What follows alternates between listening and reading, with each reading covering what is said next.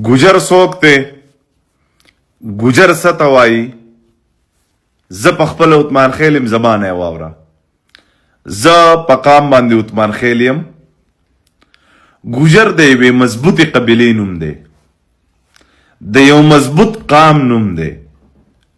زه په دې فخر کوم زه عثمان خیل یم، خو که اوس ماته څوک ضمیر خان ګوجر وایي لا اله الا الله محمد رسول الله، زما زړه له به دا ترک نه راځي چې ماته خلک ګوجر ولې وایي. زه به په دې هم ډېر زیات خوشحالیږم. دا ویډیو په دې باندې نه کوم چې لکه اوس یا بل ورځ یو دوه ملګري دي، د هغوی د خولې نه هغه ټکې داسې وتېرې چې هغوی مطلب هغه اجل هغه یو متل خلکو کړی دی که نه چې څه نوم دی دغسې چې دا نه یم. د هغوی په لحاظ دا ویډیو نه کوم. زه په خپل ځاني تاسو ته پته را څه وخت مخکې به تاسو زما دا ویډیو کتلي، مانسیرې ته زه تللی وم پروګرام له، زقام مې مو یخنی والی ومه، ماکس مې لګولی و، راتاوېدمه د یو ګاډي سره رانه ګاډی ټچ شو، هغه ماته وی د ګوجر بچیه د غرونو نه راشئ ډرایوینګ نه شئ کولی. ما ماکس لر کوم، ما ورته وی ډېره مننه، د دې ګاډي چې د څومره تاوان شوی دی دا هم درله در کوم او خوشحاله م یم. ماته دې ووی چې د ګوجر بچیه.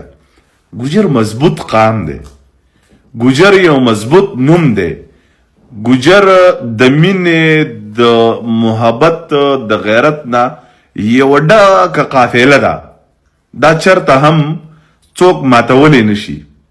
تاسو ته پته وي کوم ځای کې چې د چا قدم پیل شي هلته ګوجر بچی خیږي. کوم ځای کې چې د غیرت خبره راشي ګوجر بچی به ولاړ وي. بل دا داسې ټکی دی چې په پښتو کې هم ګوجر دی، په اردو کې هم ګوجر دی. دا دم تاسو ته پته وي. مونږ لکه پښتانه چې مونږ کم یو نو مونږ ته پټان، افغان 500 نومونه راځي، او ګوجر چې کم دی دا په اردو پښتو دا په هره ژبه کې ګوجر وي. داسې ده چې زه په دغه لحاظ دا ویډیو کومه چې که ماته څوک ضمیر خان ګوجر وایه زه به پرې فخره کوم. بیا هم په سعودي عرب کې چې دلته کم د ګوجرو قام قبیله پاتې کیږي، انشاءالله تعالی د هغوی سره زه شریکت هم کوم، شمولیت هم کوم. ماته خلک ګوجر وایه، ماته د ګوجر په نوم باندې فخر دی. زه په خپل عثمان خیل یم، په خپل عثمان خیل هم راته فخر دی، د ګوجر په نوم هم راته فخر دی، او په ټولو قامونو راته فخر دی.